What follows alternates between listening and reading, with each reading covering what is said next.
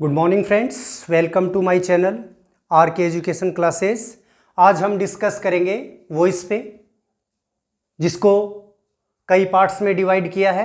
आज हम जो फर्स्ट पार्ट है उसके बारे में डिस्कस करेंगे। तो आज हम डिस्कस करेंगे कि जो वॉइस है वो होता क्या है, किस प्रकार यूज में लिया जाता है। तो देखिए फ्रेंड्स, एक क्वेश्चन पुटअप होता है लगभग क्लास 6 से 10th तक। क्या होता है उसमें, जो एक्टिव वॉइस आपको दिया हुआ है उसको पैसिव वॉइस में कन्वर्ट करना होता है।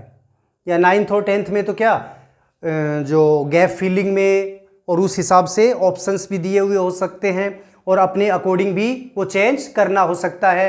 एक्टिव वॉइस ने भी दिया हुआ हो या फिर उसके बारे में पहले क्वेश्चन दिया हुआ है और उसको क्या करना है, पैसिव वॉइस में कन्वर्ट करना है। तो पहले तो आपको ये पता लगाना है कि कोई भी सेंटेंस है वो उसको फाइंड आउट कैसे करोगे कि वो एक्टिव वॉइस का है या पैसिव वॉइस का। तो उसके लिए 2-3 चीजें हैं आपको जो ध्यान में रखनी है। पहले तो सेंटेंस को देख के कैसे पता लगा सकते हो कि वो सेंटेंस एक्टिव वॉइस का है या पैसिव वॉइस का। तो देखिए, एक्टिव वॉइस में क्या होता है, एक्टिव वॉइस है उसमें क्या होता है, कैसे पहचानोगे कि जो हमें दिया हुआ जो सेंटेंस है वो एक्टिव वॉइस का है या पैसिव वॉइस का। तो देखिए, एक्टिव वॉइस में क्या होता है, एक्टिव वॉइस में जो क्या होता है, सब्जेक्ट होता है वो क्या होता है, डूअर ऑफ द एक्शन। जो क्या होता है, एक्टिव वॉइस का सेंटेंस है वो उसको कैसे पहचानोगे कि वो सेंटेंस एक्टिव वॉइस का है। तो एक्टिव वॉइस में जो सब्जेक्ट होता है वो क्या होता है, डूअर ऑफ द एक्शन होता है। जो भी एक्शन आपको दे रखी है, जो भी आपको वर्ब सेंटेंस में दे रखी है, उस एक्शन को यदि कौन कर रहा है, सब्जेक्ट कर रहा है, तब तो वो एक्टिव वॉइस का सेंटेंस है। और वो एक्शन सब्जेक्ट नहीं कर रहा, वो एक्शन है वो सब्जेक्ट पे की जा रही है, तो वो पैसिव वॉइस का सेंटेंस होगा।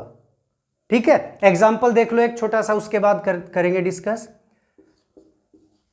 आई एम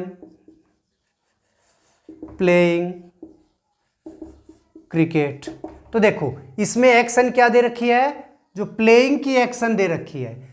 तो ये प्लेइंग की एक्शन कौन कर रहा है, आई क्या है, सब्जेक्ट। आई क्या है, सब्जेक्ट। तो इस सेंटेंस में जो एक्शन हो रही है उसको सब्जेक्ट कर रहा है, तो ये एक्टिव वॉइस का सेंटेंस हो गया। मींस यदि आपको कोई भी एक्शन दे रखी है, उस एक्शन को सब्जेक्ट कर रहा है, तब तो वो सेंटेंस होगा एक्टिव वॉइस का। और यदि वो एक्शन सब्जेक्ट नहीं कर रहा है, वो एक्शन सब्जेक्ट पे की जा रही है, तब वो सेंटेंस होगा पैसिव वॉइस का। इसी को एक बार बना के देख लेते हैं, इसका पैसिव वॉइस लिख लेते हैं। Cricket is being played by me. तो देखिए क्या हो जाएगा इसमें, देखो cricket is being played by me. अब इसमें भी क्या, खेलने की एक्शन हो रही है, खेला जा रहा है। सब्जेक्ट क्या है यहाँ पे, क्रिकेट ये क्या है, सब्जेक्ट है।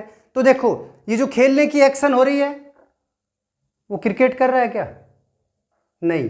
ये जो खेलने की एक्शन है वो क्रिकेट नहीं कर रहा, ये खेलने की एक्शन क्रिकेट पे की जा रही है।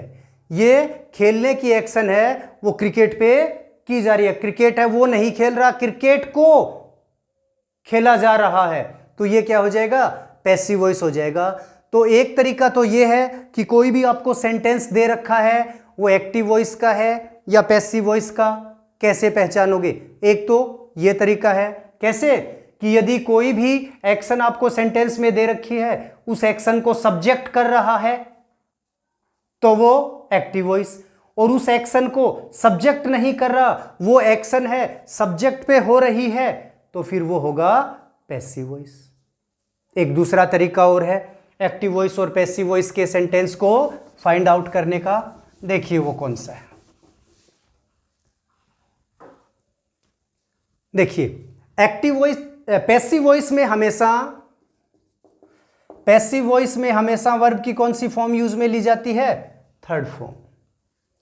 पैसिव वॉइस में हमेशा वर्ब की थर्ड फॉर्म यूज में ली जाती है, लेकिन यह जरूरी नहीं है कि जहां पर third form of the verb है तो वो पैसिव वॉइस ही हो। तो देखो, यदि आपको वर्ब की थर्ड फॉर्म दे रखी है तो किस कंडीशन में वो जो सेंटेंस है वो एक्टिव वॉइस का है, किस कंडीशन में वो पैसिव वॉइस का है। तो देखो कैसे पहचानोगे। दूसरा तरीका है कि सेंटेंस को पहचानने का, यदि आपको क्या दे रखा है, has plus V3, have plus V3, had plus V3, third form of the verb,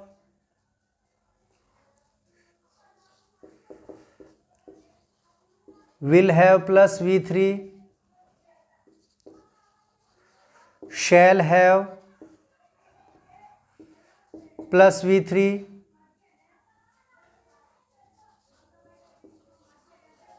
would have plus V3,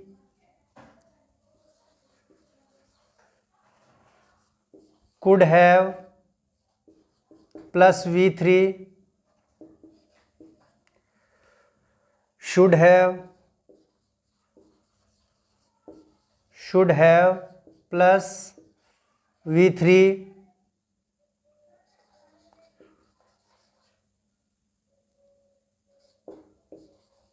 might have plus V3।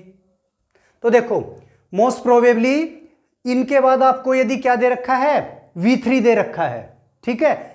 Has plus V3, have plus V3, had plus V3, will have plus V3, shall have plus V3, would have, could have, should have, might have plus V3। यदि आपको इस हिसाब से आपको कोई चीज दे रखी है, ये जो हेल्पिंग वर्ब्स हैं, ये मॉडल्स हैं, इनके बाद हैव देके और फिर यदि V3 दे रखा है तो ये सारे के सारे कौन से होंगे, ये सेंटेंस है वो एक्टिव वॉइस के होंगे। मैंने अभी आपको बताया है पैसिव वॉइस में, यदि आपको पैसिव वॉइस में हमेशा वर्ब की थर्ड फॉर्म है वो यूज में ली जाती है, लेकिन ये जरूरी नहीं है जहां पे third form of the verb use में ली गई है वो पैसिव वॉइस ही हो। इस कंडीशन में यदि आपको third form of the verb दे रखी है, हैज के बाद, हैव के बाद, हैड के बाद, विल हैव के बाद, शैल हैव के बाद, वुड हैव के बाद, कुड हैव के बाद, शुड हैव के बाद, माइट हैव के बाद, इनके बाद यदि वर्ब की थर्ड फॉर्म दे रखी है तो वो एक्टिव वॉइस का ही सेंटेंस होगा। तो पैसिव वॉइस कैसे होगा?